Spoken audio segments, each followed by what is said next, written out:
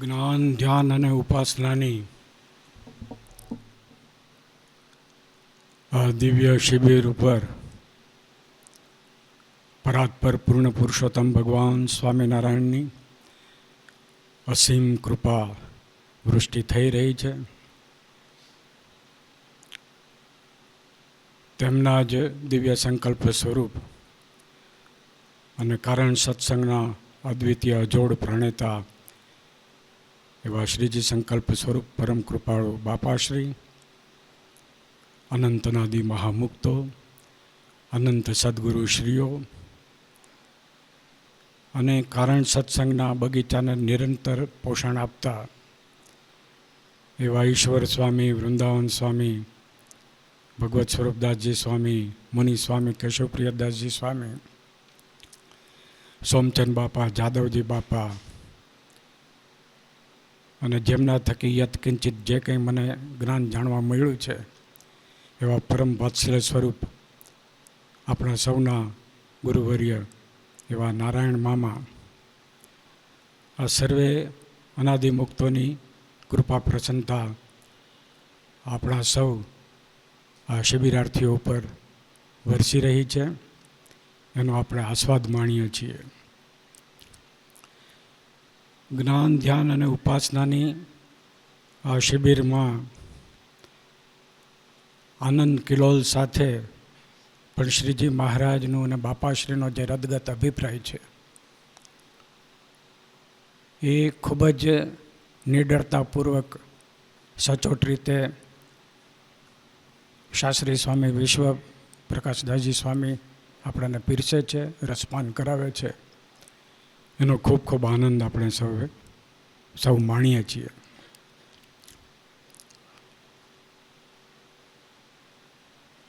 કારણ સત્સંગમાં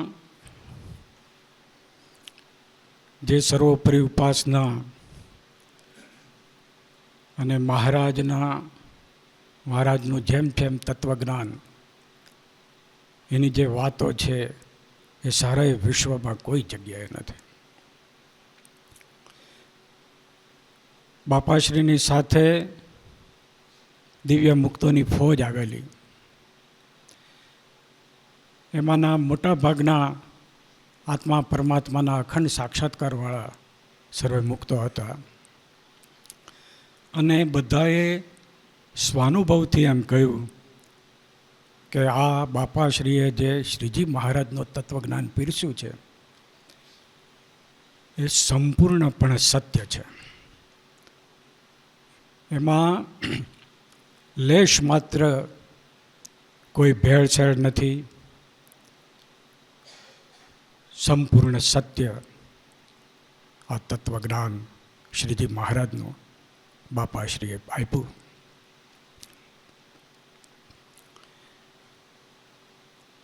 વિશ્વમાં અનેક પ્રકારના ધ્યાન છે, ધ્યાનની અનેક પ્રકારની પદ્ધતિઓ છે,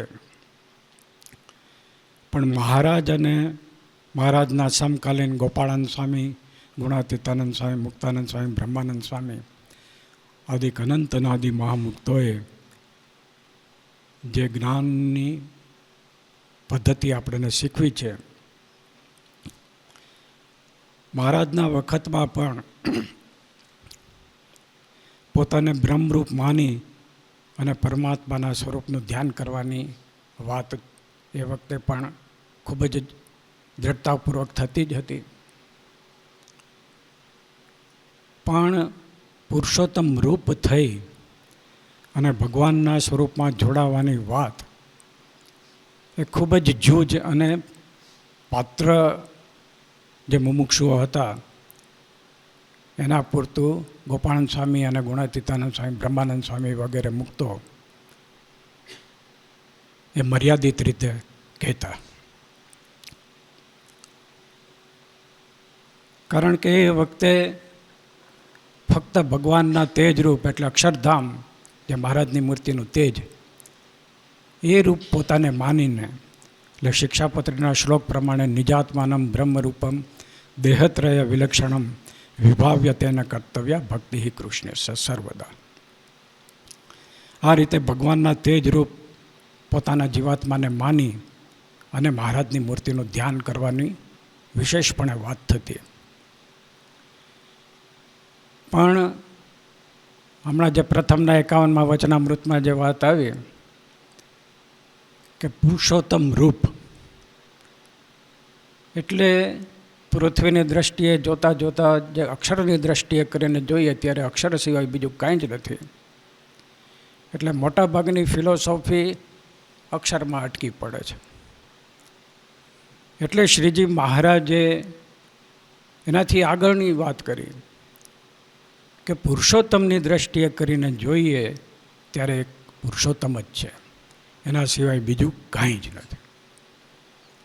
એટલે પુરુષોત્તમની દ્રષ્ટિએ ક્યારે જોવાય તો પુરુષોત્તમ રૂપ થઈએ ત્યારે. એટલે ગોપાળાનંદ સ્વામી, ગુણાતીતાનંદ સ્વામી, બ્રહ્માનંદ સ્વામી જેવા મહાઅનાદિ મુક્તો આ પ્રકારનું જ્ઞાન, આ પ્રકારનું ધ્યાન કરાવતા હતા. ગુરુદેવ નારાયણ મામા એમ કહેતા હતા, પણ જીવોની એટલી બધી પાત્રતાની કક્ષા નહોતી, એટલે એ અમુક સિલેક્ટેડ વ્યક્તિઓ એની પાસે જ આ જ્ઞાનની અને ધ્યાનની રજૂઆત કરતા હતા. એટલે એમને એ વખતે ગોપાળિયું જ્ઞાન કે ખૂણિયું જ્ઞાન એવું બધું એ વખતે પણ એવા શબ્દો ઉચ્ચારતા હતા લોકો.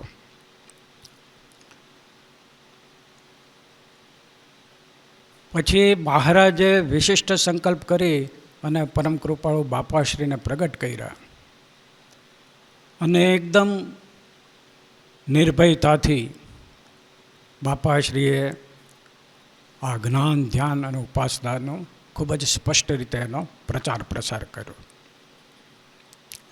અને પોતાની દિવ્ય વાતોમાં પણ અને વચનામૃત રહસ્યાર્થમાં પણ ઈશ્વર સ્વામીએ આ જ્ઞાનને ગૂંથી લીધું.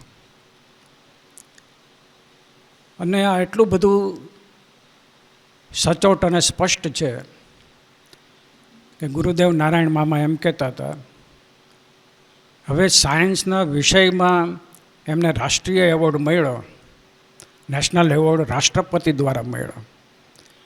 એટલે કેટલું બધું અગાધ સાયન્સનું જ્ઞાન હશે ત્યારે આ પદવી એમને મળી.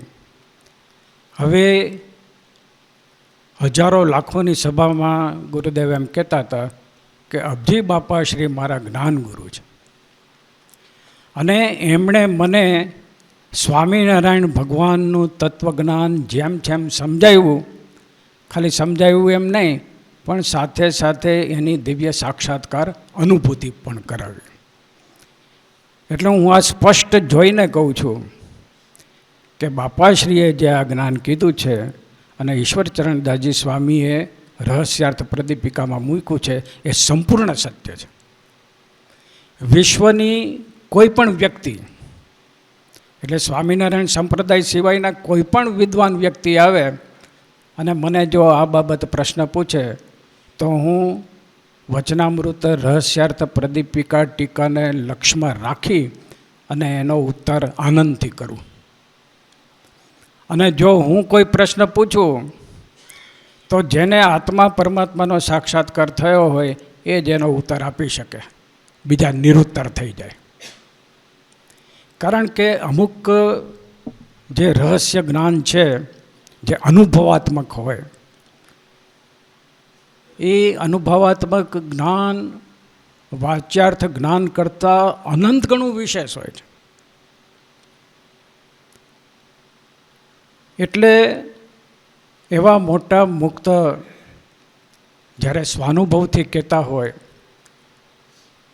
ત્યારે જે સાચા અર્થમાં મુમુક્ષુતા જેમણે પ્રાપ્ત કરી હોય ને એમને તરત જ જીવમાં હા પડી જાય,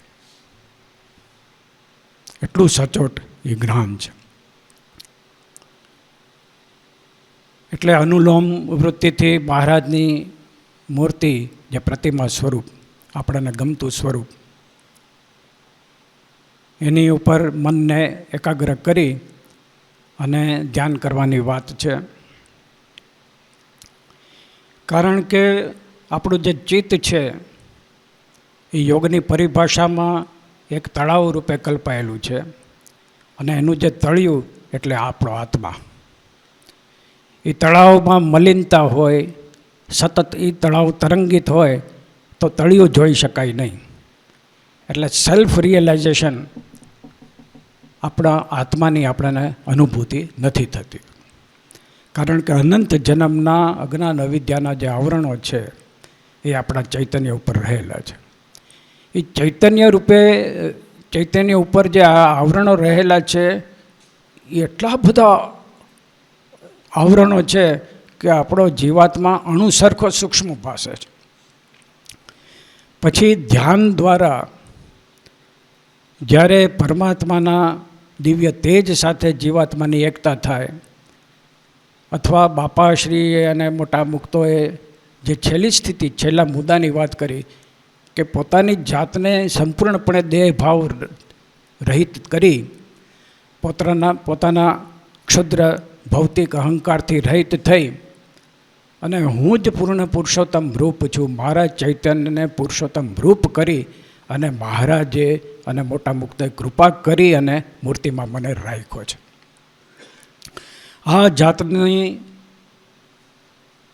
આ જાતના દિવ્ય ભાવની જ્યારે સંપૂર્ણપણે દ્રઢતા થાય ત્યારે વાસ્તવિક રીતે એ સ્થિતિ ઉદ્ભવે છે. એ પહેલાં મહારાજે કીધું કે જેમ કામી હોય એને વિજાતીય આકર્ષણ હોય, તો એ વિજાતિમાં એને જેમ એની જે મનની વૃત્તિ જે છે એનો અભિનિવેશ એટલે આસક્તિપૂર્વક એનું એમાં જોડાણ હોય. લોભી હોય એનું દ્રવ્યમાં જોડાણ હોય.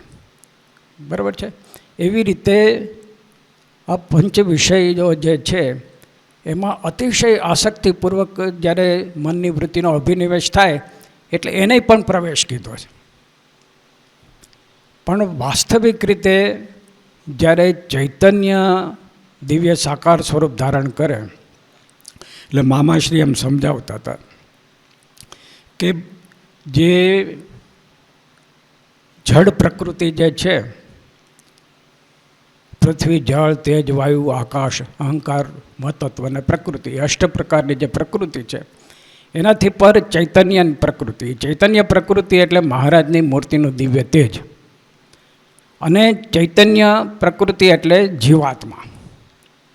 એ મહારાજ પોતે પોતાની દિવ્ય મૂર્તિનું જે તેજ છે, જેને અન્વય શક્તિ કહીએ, ચિદાકાશ કહીએ, બ્રહ્મ કહીએ, અક્ષર કહીએ, બધા કેટલાય એના પર્યાયવાચી શબ્દો છે.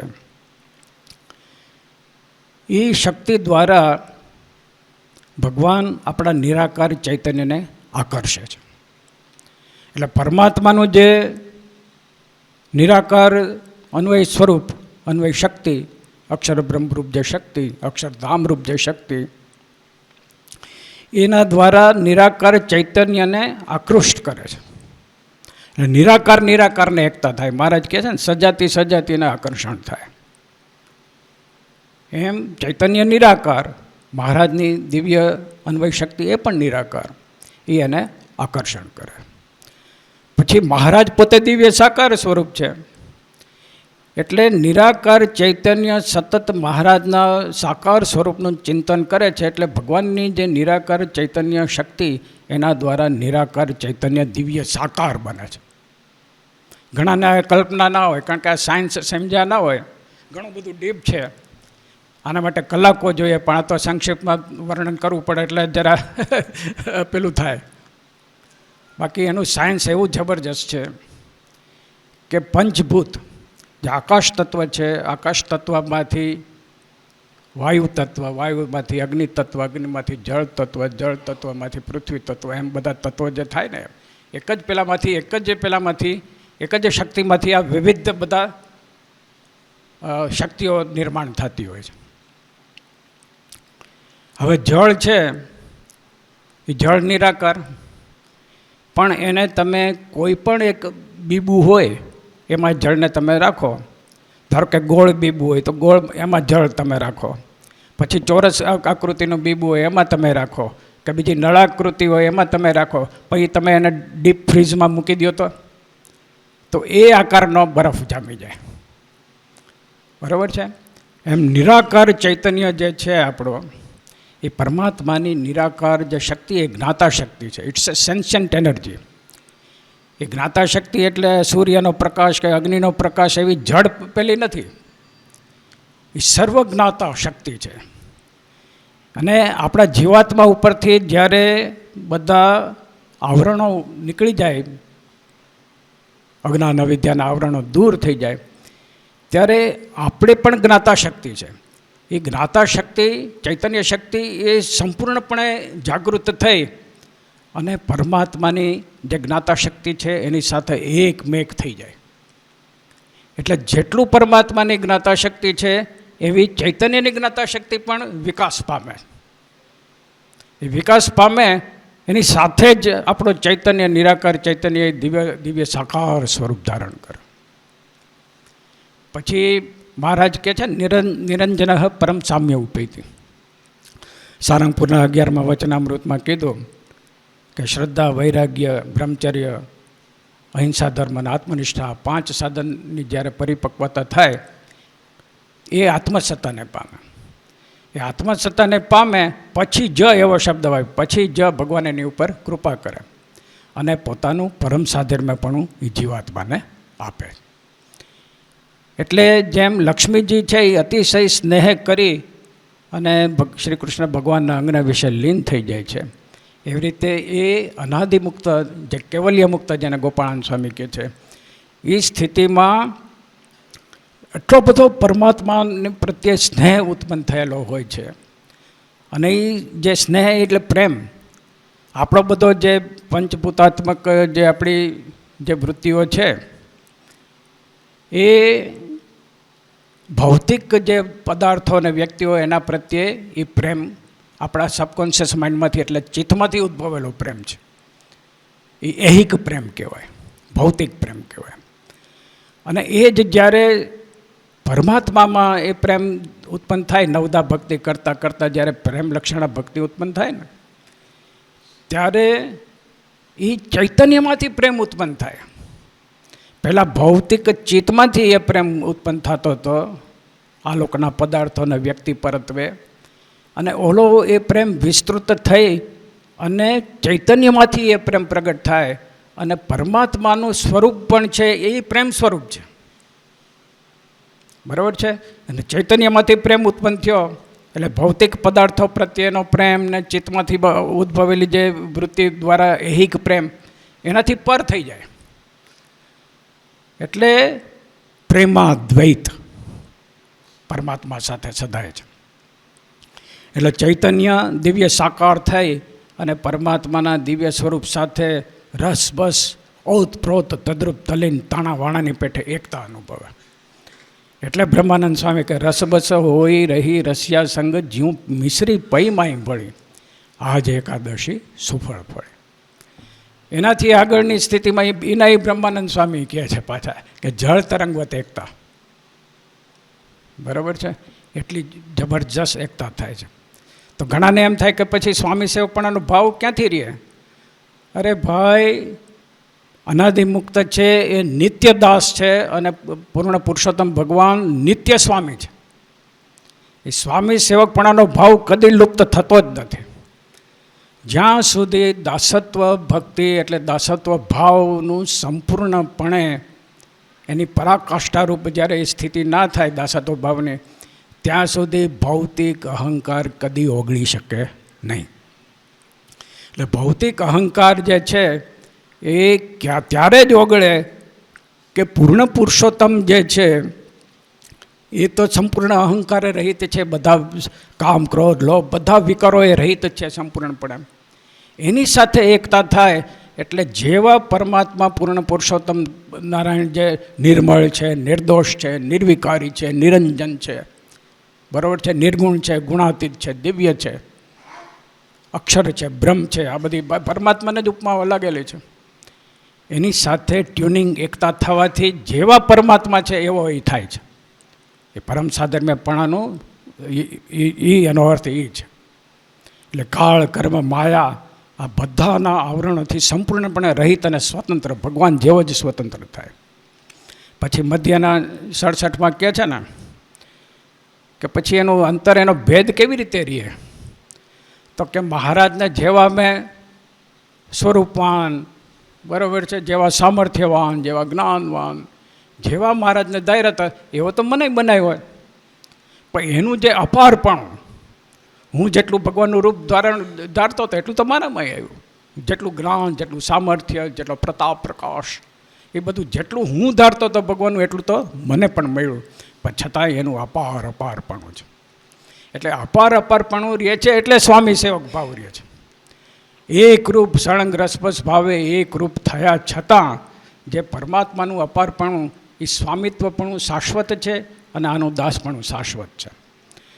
એટલે નારાયણ મામા એમ સમજાવતા હતા કે ગોપાળાનંદ સ્વામી સૌથી મોટા દાસ એટલા માટે કહેવાય કે એને પરમાત્માના સ્વરૂપનું દિવ્ય સુખ, એ સુખ ભોગવતા ભોગવતા એટલું બધું એની સુખ ભોગવવાની ગતિ ને સામર્થ્યને એટલું બધું વધી જાય છે કે જેટલું સામર્થ્ય અને ગતિ પરમાત્માના દિવ્ય સુખ ભોગવવાની વધતી જાય એટલું દાસત્વપણું વિશેષ દ્રઢ થાય. એમ એ આખું એનું જબરજસ્ત સાયન્સ છે. એ દાસત્વપણું જેમ જેમ સામર્થ્ય અને ગતિ આ બધું વધતું જાય. એટલે આજનો અનાદિમુક્ત થયેલો હોય, ભગવાન કોકની ઉપર કૃપા કરે ને અનાદિમુક્તની સ્થિતિ થઈ જાય, એ કહેવાય અનાદિમુક્ત. પણ ગોપાળાનંદ સ્વામી જેવું સુખ સામર્થ્ય ભોગવવાનું જે છે એટલી ઓલાની સ્થિતિ ના થાય. પછી એ ધારો કે કેટલાય કલ્પ વીતી ગયા પછી ધારો કે એ સ્થિતિ આપણે પહોંચ્યા અનાદિમુક્તની સ્થિતિ, તો ઓલા તો ક્યાંય આગળ હોય. કારણ કે અહીંયા એનો કોઈ અંત જ નથી. There is no end to it. બરાબર, કોઈ પરિતૃપ્તિ છે જ નહીં. અનંત કાળ, કારણ કે સમય ને એ તો બધું આપણે ભૌતિક ઓલા બુદ્ધિમાં રહેલું છે બધું. બરાબર, કલ્પ વીતી જાય. સ્વતંત્ર સિદ્ધ અનાદિમુક્તની દિવ્ય સ્થિતિ ગોપાળાનંદ સ્વામી જેવી પ્રાપ્ત થાય ને, તો એ પણ પરમતત્વ પરમાત્મા રૂપ રહે છે, પણ પરમતત્વ પરમાત્મા કોઈ થઈ શકતું નથી. એટલે વિશિષ્ટ દ્વૈત મત જ એનો મત જ આ છે, એનો અર્થ જ આ કે અદ્વૈત થાય, ભગવાન સાથે એકમેક થાય, પણ વિશિષ્ટ એટલે વિશિષ્ટ રીતે રસબસ ભાવે ભેગા. એટલે સ્વામી સેવક ભાવ, સુખદાતા સુખ ભોગતા ભાવ આ તો રીએ જ. કોઈ પૂર્ણ પુરુષોત્તમ રૂપ થાય પણ પૂર્ણ પુરુષોત્તમ કોઈ થઈ શકતું નથી. એટલે અમુક જે અજ્ઞાન જેને ઘૂસી ગયું હોય ને એને એમ થઈ જાય કે હા હું આ તો ભગવાન થઈ ગયા. કોઈ ભગવાન થઈ શકે નહીં, એ મોનોપોલી છે. શ્રીજી મહારાજ પોતે જ પરમ તત્વ એ એક જ છે.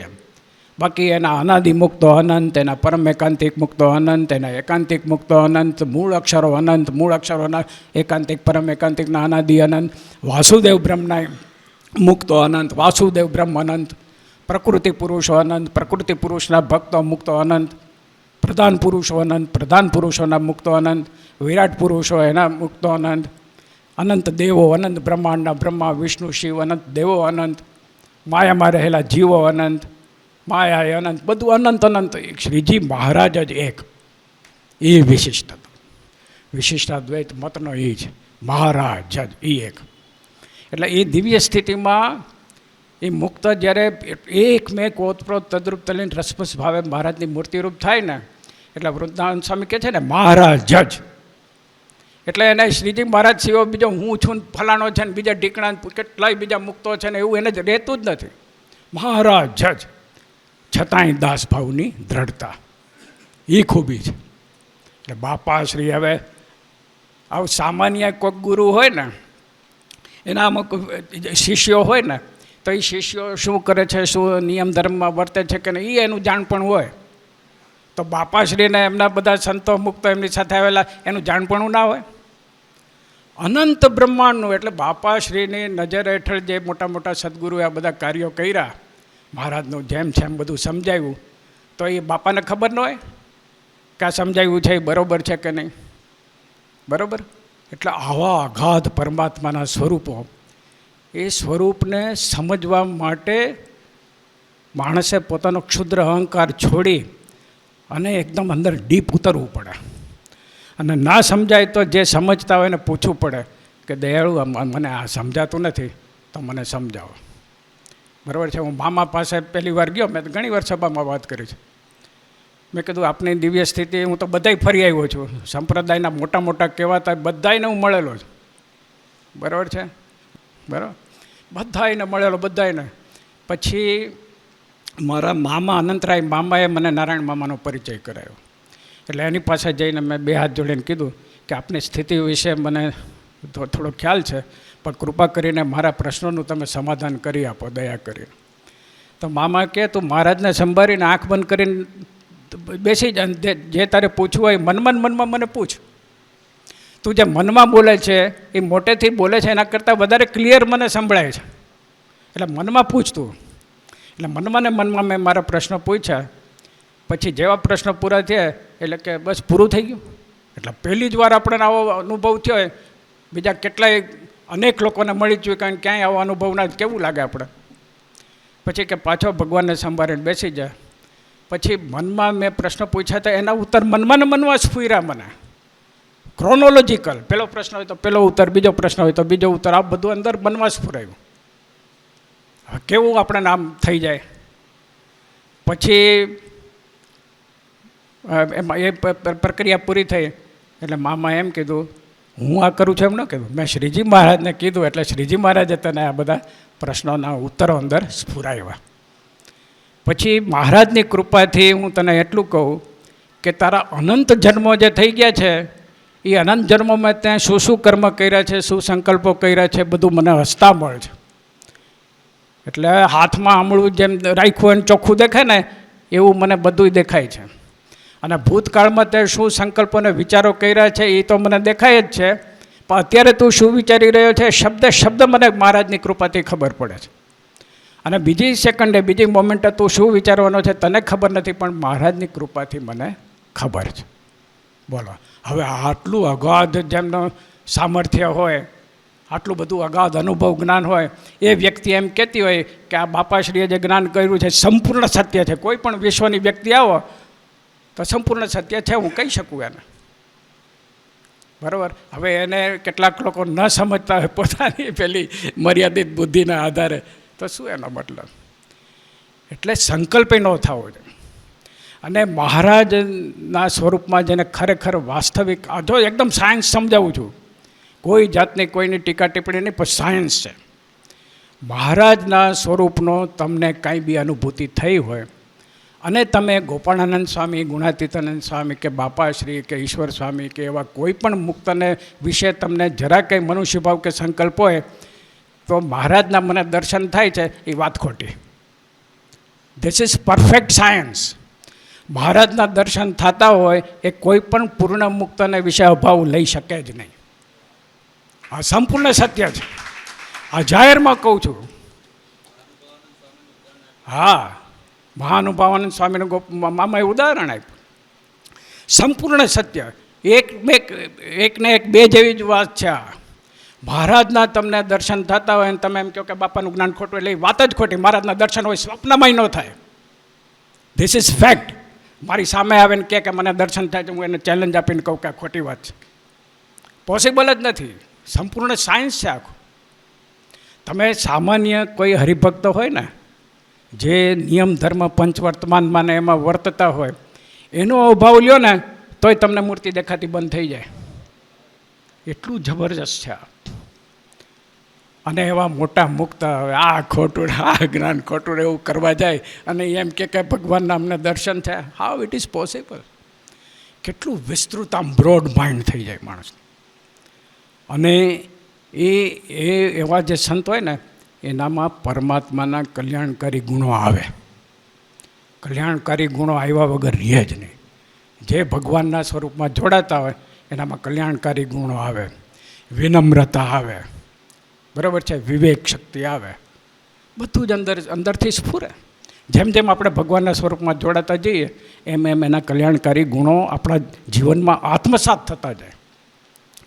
પછી બધા એકસાથે થઈ જાય એવું નથી. જ્યારે તમારી પૂર્ણ સ્થિતિ થાય, જેવા મામા કે જેવા શ્રીજી મહારાજ નિર્મળ છે એવા તમે નિર્મળ થાવ, ત્યારે એ ભગવાનના સુખની અનુભૂતિ થાય. પણ ત્યાં સુધી શું કરવાનું? આપણે આપણા પાપા પગલી કરતાં કરતાં એ જીવનમાં પરમાત્માના સ્વરૂપમાં જોડાતા જઈએ તો એના કલ્યાણકારી ગુણો આવ્યા વગર રહીએ આપણામાં. 1%, 2% એમ કરતાં કરતાં 100% સુધી પહોંચાય તો ખરું જ ને. તમે ચાલવા માંડ્યા, મહારાજ કે કાશીએ જાઓ એનો ચાલે જ નહીં તો ક્યાંથી પહોંચે? 2 ડગલા ચાલે ક્યાંથી પહોંચે? મંડે 20 ગાંવ ચાલવા તો પહોંચી જાય કે નહીં કાશી? એમ એવું છે, ચાલવું જ પડે. કૃપા તો વરસી રહે છે. મામા કહે છે કે આ તડકાને કેવું પડે સૂર્યને કે તું મારી ઉપર તડકો નાખ પડે, ઘરમાં રૂમમાંથી બહાર તો નીકળવું પડે કે નહીં તડકો ઝીલવા. એવું છે એમ કૃપા ઝીલવા માટે પરમાત્માની પંચવર્તમાનની આજ્ઞા અણિશુદ્ધ પાલન કરવું પડે. એમાં ઢીલા પોચા હોય, આપણે બરાબર ના હોય તો એ જીવનમાં એને વણવું પડે, કલ્ટિવેટ કરવું પડે, એ આજ્ઞાનું અનુસંધાન રાખવું પડે. ઉપાસના સર્વોપરી ઉપાસનાની આપણે વાત કરીએ અને જો આજ્ઞાના ઠેકાણા ન હોય તો સમજવું કે ઉપાસના છે જ નહીં મામા કે. એ બે સાથે સાથે ચાલે, બરાબર છે.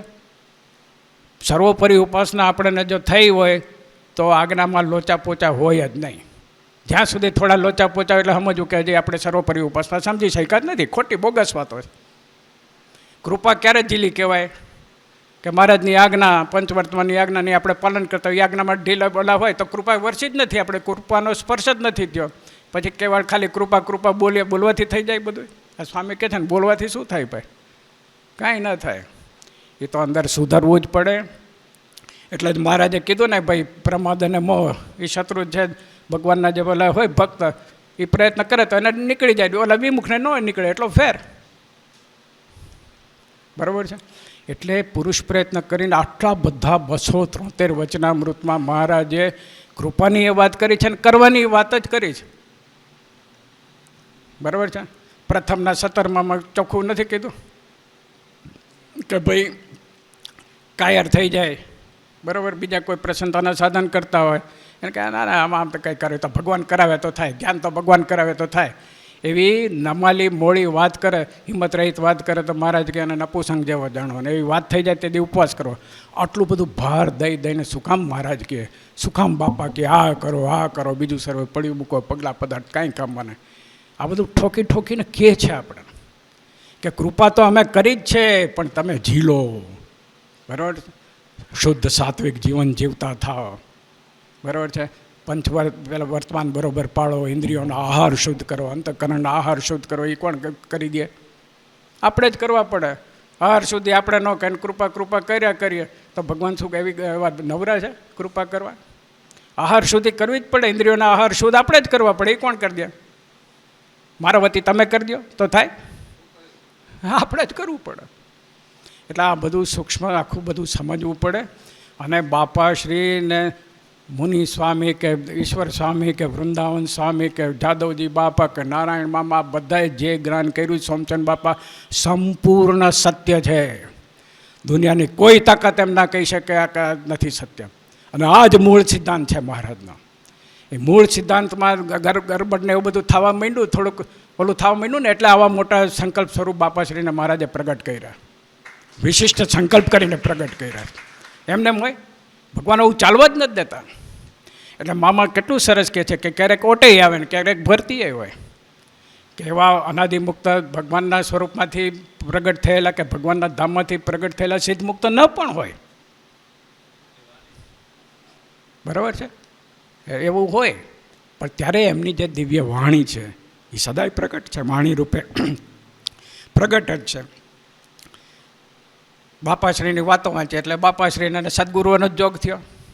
ગોપાળાનંદ સ્વામીની વાતો વાંચે ગોપાળાનંદ સ્વામીનો જ જોગ થયો. ગુણાતીતાનંદ સ્વામીની વાતો વાંચે ગુણાતીતાનંદ સ્વામીનો જોગ. સોમચંદ બાપાનું વાંચે સોમચંદ બાપાનો જોગ થયો.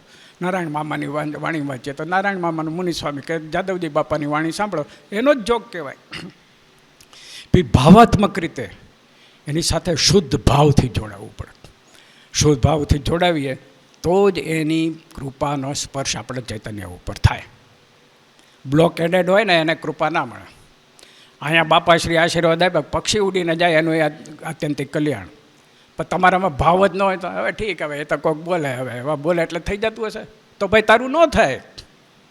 પણ સંપૂર્ણ સત્ય એને એમ આમ ઓહો આવા મોટા પરમાત્માના અગાધ સ્વરૂપરૂપ અનાદિમુક્ત બોલ્યા એટલે થાય જ, તો થઈ જ જાય.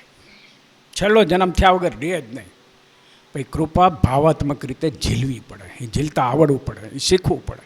મોટા મુક્તોએ સમજાવ્યું એ પ્રમાણે જીવનમાં એને વણવું પડે. એ આશીર્વાદને વાગળવો પડે રોજે રોજ.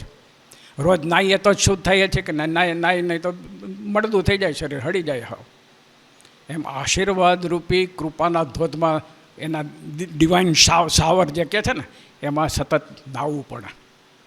એનો અભિષેક રોજ કરવો પડે આશીર્વાદનો.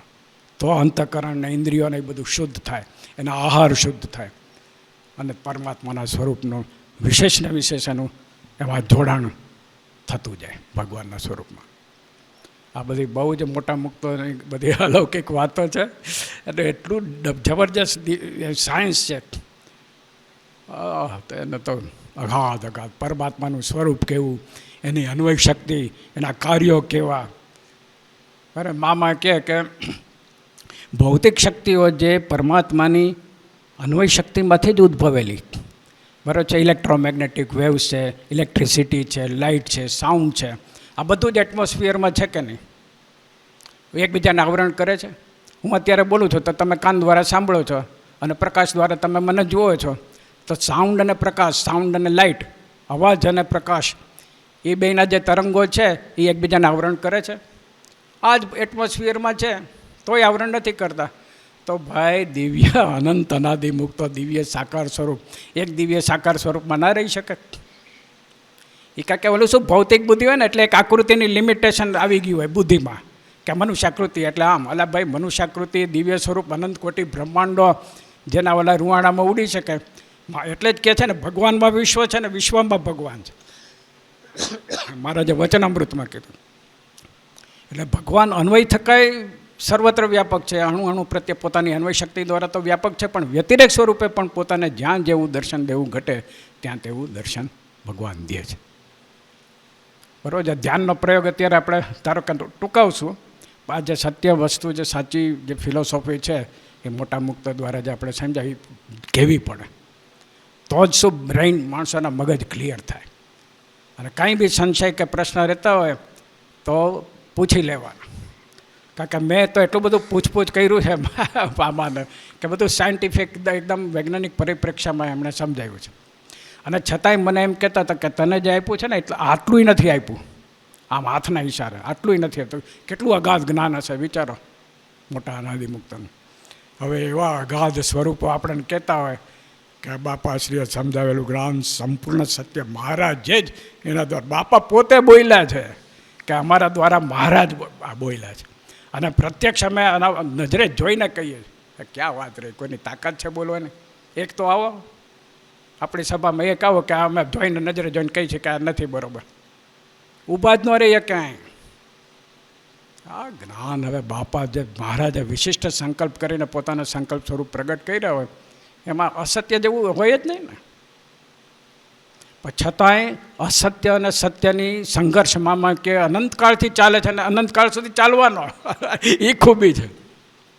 જો અસત્ય છે એ અસત્યનું જો પેલું ના હોય ને તો સત્ય ઓળખાય જ નહીં. એટલે એ સંઘર્ષ હોય જ. મેં એકવાર ગુરુદેવ નારાયણ મામાને પૂછ્યું, મેં કીધું એકદમ ક્લિયર ક્રિસ્ટલ મહારાજ કેમ કહીને ન ગયા કે આમ જ છે એમ? બરાબર છે, અમે જ પૂર્ણપૂર્ણ ક્યારેક પોતાને ભક્ત કીધા ને, ક્યારેક મુક્ત કીધા ને, ક્યારેક સત્પુરુષ કીધા ને, ક્યારેક હું અનાદિમુક્ત છું એમ કીધું ને, ક્યારેક અમે પૂર્ણ પુરુષોત્તમ નારાયણ પોતે છીએ. આવું બધું કેમ રાખ્યું એમ? તો કે આવું જો ન રાખ્યું હોય ને તો સમુદ્ર મંથન જે છે ને એ થાય જ નહીં. સમુદ્ર મંથન થાય, દેવો અને દૈત્ય બે ભેગા થઈને સમુદ્ર મંથન કર્યું ને ત્યારે પછી અંદરથી બધા નીકળે ને રત્નો બધા અમૃતના, એ ક્યારે નીકળે કે અંદર મંથન થાય ત્યારે. બરાબર છે. અંદર આપણા સત્વગુણને એ જે છે એનું પ્રાધાન્ય આપણે શુદ્ધ સાત્વિક આહારથી એને વધાર્યા કરીએ. બરાબર છે. દૈવત્વને વધારે વિકસિત કરીએ એટલે અસુર તત્વ દબાઈ જાય. આપણી અંદર જ લડાઈ ચાલે છે. કુરુક્ષેત્ર જેમ બહાર છે એમ અહીંયા અંદર ચાલુ જ છે. એટલે અંદરે મંથન થાય, બારે મંથન થાય. એવું જ્યારે ખૂબ થાય ત્યારે પછી અંદરથી રત્નો નીકળે અને બધું જ્ઞાન સુસ્પષ્ટ થાય. એટલે ભગવાને સમજીને કર્યું આવું. પછી પાછા બાપાશ્રીને પ્રગટ કરીને પાછા ક્લિયરિટી કરી નાખે. ગોપાળન સ્વામી, ગુણતીતાન સ્વામી બધા ક્લિયરિટી કરી તો એ વખતે નહોતા સમજી શકતા. મોટા સંતોને ઉપાસનામાં પેલી કસર રહી જતી હતી. એ ગુણાતીતાન સ્વામી જે હતા એટલું કેટલી મથામણ કરી ત્યારે લોકોની ઉપાસના શુદ્ધ થઈ. એટલે એ વખતે અઘરું હતું. મહારાજના સમકાલીન સંતો મુક્તો નહોતા અમુક લોકો સમજી શકતા. એટલું અઘરું છે. એટલે આ સ્વામીના કહે છે ને કે મૂંઝાવાની જરૂર નથી. આ સંઘર્ષ તો ચાલ્યા જ કરવાનો. પણ આપણી ફરજ શું છે કે જેમ છે એમ આપણે પોતે જીવનમાં એ આચરણમાં આપવું, આ બાપાશ્રીનું જ્ઞાન ઉતારી અને બીજા સમક્ષ મૂકવું એ આપણી ફરજ છે. આપણે સમજાવીએ, બીજાને સમજાવવા પ્રયત્ન કરવાનો, પણ નિર્દોષ ભાવે. પોતાના સ્વાર્થ કે મને લોકો માને કે હું કંઈક બહુ થઈ ગયો કે એમ નહીં. અહંકાર શૂન્ય થઈ એ બહુ જ અઘરું છે, પણ તમે એવો ભાવ રાખો કે ભાઈ હું કેવળ મહારાજની પ્રસન્નતા માટે હું આ કરું છું, એ મારું કાંઈ છે જ નહીં, જે છે મહારાજ બાપાનું મોટા મુક્તોએ આપેલું છે. એવા ભાવ સાથે તમે કરો ને તો સામાન્ય હૃદયને એ સ્પર્શે ચૈતન્યનો, અને એનો વિકાસ થાય, ઉર્ધ્વીકરણ થાય, સાથે સાથે આપણું ઉર્ધ્વીકરણ થાય. એટલે આપણે જે બાપાશ્રીનો જે વર્ગ છે, જે કારણ સત્સંગનો, એ લોકોએ જણ પ્રત્યે આ જે જ્ઞાન છે એને પીરસવું જોઈએ. એ ફરજ બને છે આપણી. આપણે એમને શુષ્ક ભાવે આપણે બેસી રહીએ અને પ્રચાર ના કરીએ. મામાએ તો કેટલું ઘણીવાર મૂકે છે ને, બી કે ભાઈ મામાનું નથી પ્રવચન મૂકતા કે બધાએ આ કરવું જોઈએ એમ, બરાબર છે. આ જ્ઞાનનો પ્રચાર પ્રસાર થાય, ભલે આપણી શક્તિ મર્યાદા પ્રમાણે. આપણને ન સમજાતું હોય, જે લોકો સમજ્યા હોય કે ગ્રંથો દ્વારા, એ સુસ્પષ્ટ રીતે તમે મૂકી શકીએ, બરાબર છે. અને એવું મામા એમ કહેતા હતા કે જ્યાં સુધી પોતે ના સમજાવે ને ત્યાં સુધી બીજાને સમજાવવાની માથાકૂટ ના કરવી. પોતે બરાબર નહીં તો બીજા મિસગાઈડ થઈ જાય. આ ઘણી વાર આ બધા સંપ્રદાયમાં સંતો બધાને મિસગાઈડ કરી નાખે છે. એનું કારણ શું? પોતે બરાબર સમજ્યા ન હોય એટલે મિસગાઈડ થઈ જાય છે લોકો એમ. એટલે કોઈ મિસગાઈડ થઈ જાય એનો અપરાધ એટલો બધો જબરજસ્ત હોય છે કે એમાંથી છૂટવું બહુ અઘરું પડે. એનું કોઈ પ્રાયશ્ચિત ના હોય. પછી એવા ભગવાનના સ્વરૂપમાં એને સંભાળીએ અને એકદમ આમ હૃદયના એકદમ ઊંડાણથી પોકારે ને કે હે મહારાજ, આ અમારી ગંભીર ભૂલ થઈ ગઈ, આપણું સ્વરૂપ અમે સમજી ન શક્યા, તમે કૃપા કરીને દયા કરીને સમજાવવા કૃપા કરો, હે દયાળુ. એવું જ્યારે બહુ પ્રાર્થના કરે ને ત્યારે ભગવાન એની ઉપર કૃપા કરીને બધું માફ કરે. પણ આપણે કોઈ પણ વ્યક્તિ મિસગાઈડ થાય એવું નહીં કરવા. મહારાજ અને મહારાજના મુક્તોના વચનો છે એના આધારે જ બધું કહેવાય. બાપાશ્રીની વિશેષતા તો જુઓ, વચનામૃતના સંદર્ભોથી જ વચનામૃત સમજાય. કેટલી, બીજા કોઈ શાસ્ત્ર નહીં, વચનામૃતના જ સંદર્ભ. હરિવાક્ય સુધા સિંધુ એટલે સંસ્કૃતનું વચનામૃત. એટલે કેટલી જબરજસ્ત આ કાર્ય કહેવાય. એ પૂછનારા કેવા, ઈશ્વર સ્વામી એટલે શું કહે? ઓર્ડિનરી સંત હતા. અખંડ આત્મા પરમાત્માનો સાક્ષાત્કાર. ગોપાળાનંદ સ્વામી ને ગુણાતીતાનંદ સ્વામી જેવી દિવ્ય અલૌકિક સ્થિતિવાળો સમૂહ લાવ્યા હતા બાપા. મુનિ સ્વામી એટલે શું તમે કલ્પના ન આવે. બાપા એમ કહેતા હોય કે આ બ્રહ્માંડમાં આવા સાધુ ખોળી લાવો, મળે આવા મહાન મહાન સંતો. હવે એને કોક એમ કે આ જ્ઞાન ખોટું, તત્વજ્ઞાન, સર્વોપરી તત્વજ્ઞાન અને ઉપાસના એ આપણને સૌને આપણા જીવનમાં આત્મસાત થાય. અને સાથે સાથે આપણા પરિચયમાં અને સંપર્કમાં જે કોઈ આવે એ બધાને એ જ્ઞાન સ્પર્શે અને બધા જીવનનું સામૂહિક રીતે એનો પેલું ઉત્ક્રાંતિ પેલું થાય, ઉત્કર્ષ સધાતો જાય. એવી મહારાજ અને મહારાજના મુક્તોના ચરણમાં પ્રાર્થના સાથે હું મારી વાણીને વિરામ આપું છું. અસ્તુ. જય સ્વામિનારાયણ.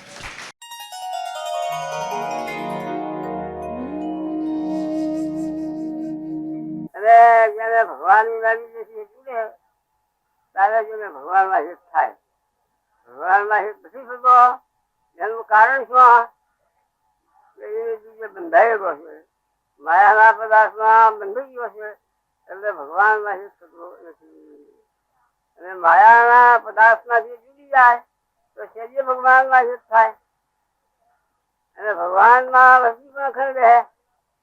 ભગવાન ભૂલી જવાય છે, ભગવાનમાં વચ્ચે છે.